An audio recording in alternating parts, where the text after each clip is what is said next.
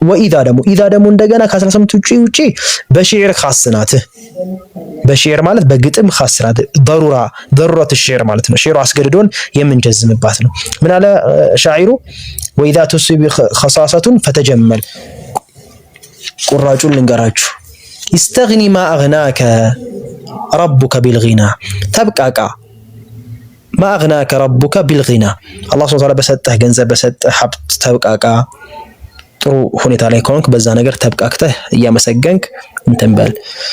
ወኢዛ ቱሲብከ ኸሳሰቱን ግን ሓጃ ቢገጥምህ ችግር ቢገጥምህ ግን ወኢዛ ቱሲብከ ኸሳሰቱን ሓጃ ነገር የሆነ ችግር ነገር ቢገጥምህ ግን ምን አድርግ? ፈተጀመል ባለህ ነገር ተዋዋብ። እጅ ላይ ባለው ነገር